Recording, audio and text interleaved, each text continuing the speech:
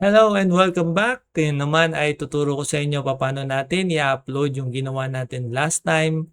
Kung maalala nyo sa ating last video sa Vibe Coding Part 1, may ginawa tayo doon na website using ChatGPT.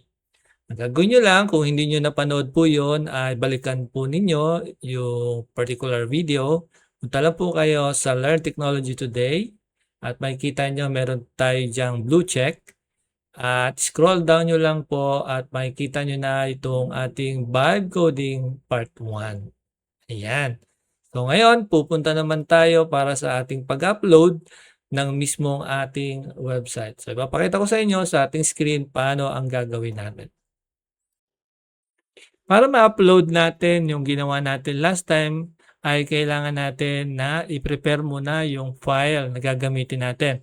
And if you remember last time, di ba, sinave natin yung ating pina-generate kay AI through Vibe Coding. No? Ito yung ating ginawa last time, yung index.html. Kung ito double click natin yan, is makikita nyo yung same design na nangyari doon sa una nating Vibe Coding Part 1. No? Ito yon, no? Ayan, so ito na yung pinaka-design. Don't worry, sa susunod nating mga training pa, ay ituturo ko sa inyo kung paano to i-edit. Palitan yung mga nakalagay dito, i-edit natin. Ituturo ko rin yan sa inyo. No, ang reason bakit natin to i-upload sa GitHub is para ma-share natin yung link sa mga a-applyan natin, sa friends natin, o kung sino man yung paggagamitan natin, pagsesenda natin ng link. Okay? So, unang-una natin gagawin is magta-type muna tayo sa Google. Type natin dito GitHub. GIT-HUB. Yan, no? And then, enter natin. Lalabas na tong link kay GitHub, no? Yan. So, siguro adjust natin dito. Yan. Yan yun, no? So, click lang natin. Ayan, nandito na tayo sa ating GitHub. Pero hindi pa ako nakalagin, ha? Ayan, so gagawin natin is mag-login tayo. Kung wala pa po kayong account, ganito lang po gagawin nyo. Click nyo lang po itong nasa taas. Ayan, sign in. Na po, click lang natin yan. And tatanungin po kayo kung gagamitin nyo ba ay username. Ayan. Or password. Ito po ay para sa mga may account na. Okay? Kung wala pa kayong account, dito po kayo pupunta sa Google. Continue with Google o kaya create an account sa may baba, no? Ang suggestion ko sa inyo kung kayo ay meron ng Gmail, gamitin natin tong continue with Google. Kiklik nyo lang po yan and then maghihingi lang siya ng sabihin na natin ng approval para gamitin ang Google account ninyo dito sa GitHub, no? Don't worry, wala pong masamang mangyayari diyan, no? Safe na safe po ang GitHub.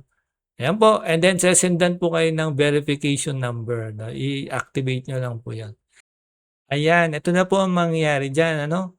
Makapag-login na kayo sa inyong GitHub account. So, normally, ganito po ang itsura niya. Meron tayo dito nakalagay ditong dashboard. Alright. Kung wala pa po kayong repository, ito po yung button na yon. No? As highly suggested, gamitin po natin ay laptop o desktop. Kung plano ninyo mag-apply o kaya matutunan talaga ang technology, magagamit nyo sa pag-work at sa iba pa, best ay meron kayong desktop o kaya laptop. Mas maganda po yan sapagkat mas marami kayong magagawa using your laptop or desktop. And then next natin gagawin is create repository. Create lang po natin to. Click natin. Yan. So, I guess tatanggalin ko muna yung aking image dyan para makita nyo ng buo. Ayan. So, as you can see, meron tayo ditong Supermic 2018 o 218 source. Maglagay tayo dito ng ating repository name. Since ito ay portfolio, lagay ko lang dito portfolio para madali ko siyang matandaan. No? Portfolio. Ayan. Portfolio is available. Kita niyo po ba? Ayan. Portfolio is available. Kung iba po ang lumabas sa inyo, meron dito sa gilid, it is because naka-ano sa akin, naka-zoom. Ayan, naka-zoom po yan, no? Kaya wala yung nasa left side. Yan, wala ito. Okay. Ayan, no? And then, lagyan natin ang description. This is my portfolio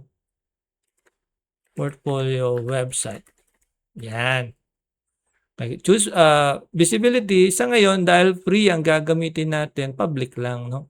And then, wag na natin lagyan na readme. Pwede naman yan.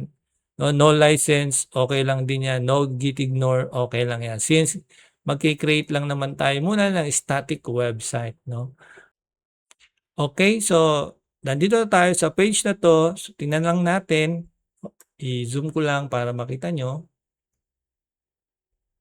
Ayan, may makikita tayo ditong link. Ayan, pero ito ay hindi natin gagalawin muna, no? Dito tayo sa may creating a new file. Okay? So, huwag muna tayo pumindot ng kahit ano dyan. Dito lang muna tayo sa get started by creating a new file. So, click ko lang to. Ayan. So, sa portfolio is lagay natin dito ay index HTML. So, dalawang way kasi to. Una, yung pag-upload. Pero ngayon, mas madali ito kaysa mag-upload, no? Type nyo lang dito, pagkatapos ng portfolio, index HTML. No, .html. So, commit changes. Yan. So, ayan. Okay. Lagay lang natin dito, index HTML. Okay. Commit changes. Kung may makikita kayong ganito, i-commit changes nyo lang para makita nyo yung mismong file. No? Ayan. And then, ang gagawin natin, open natin ulit yung ating file na ginawa last time. And gawin natin is palitan muna natin ito ng .txt. Kasi hindi natin na-save yung login natin sa ChatGPT. So, balik lang natin siya sa .txt. Enter lang natin. Okay? So, now yes, para ma-open natin siya ulit. Ayan. So, eto na siya. Saan ba yun? Ayan, no? Ito na yung ating last time na generate using AI. Ito na yun, no? Ayan yun. Copy lang natin. Yan. Tapos, gawin natin dito sa mismong ating index HTML sa may bandang kanan, meron dito edit this file. Yan. Then, i-paste natin dito. No, yung ating kinopya. Then, commit changes. Sa taas lang. And then, ito si Copilot nagsasuggest. Hindi yan. Yung suggestion niya, mali. Lagay natin dito, copied. Mali spelling. Copied, index.html file. Yan, pwede kayo maglagay na additional dito na information, pero sa ngayon, di muna, para mabilis lang. Commit directly na, no? Para mabago mismo yung ating main. Ayan, so nandito na siya ngayon. Meron na tayong file na kung saan ay nandito na mismo sa GitHub. Then, ang next natin gagawin is i-deploy na natin siya sa GitHub pages. Gagawin lang natin, punta tayo sa settings. Okay. Tapos settings, click natin. And dito sa pinakababa, hanapin natin yung pages. Ayan, nakikita nyo ba sa left side? Nagalaw ko na. Meron diyang pages. Click natin. And we will deploy, sabi dito, GitHub Pages is designed to host your personal organization or project pages from GitHub repository. So makikita niyan dito, no, nasa settings ako and then nasa pages. Okay, andyan po ako and then gagawin natin is deploy from branch. Yan. Okay, deploy from branch ang ating pipiliin. Yan, dapat nandyan yan. And then, yung branch na yon, hanapin natin dito. Select branch, main. Yan, and then, Piliin natin yung root kasi wala namang iba diyan, eh, root lang ano. And then i-save po natin. Okay? Click natin 'to and then hintayin natin siyang lumabas. Alright? So mapapansin niyo may nakalagay dito, "Your GitHub Pages site is currently being built from the main branch." Okay, so hintayin lang natin. Sometimes it takes 5 minutes, sometimes 10 minutes, depende yun. Re-refresh nyo lang 'to. 'Pag may lumabas dito na link, ibig sabihin pwede na 'no, makita ang iyong website. Then after a few minutes, makikita nyo na 'to. Lalabas na 'tong your site is live at https://supermic2018 source GitHub IO portfolio. Click nyo lang, no? Ayan, no? Click nyo lang yan or right click na lang para mas maganda. Right click, open a new tab. Makikita nyo na yung inyong website. Okay? Ayan na yon.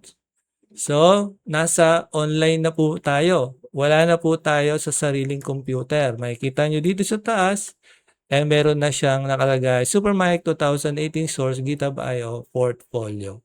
Alright? So, ito yung ating portfolio branch na ginawa natin just now lang. At para mapatunayan yan, mag-open ako ng, teka, copy lang natin muna to. Mag-open ako ng ibang browser.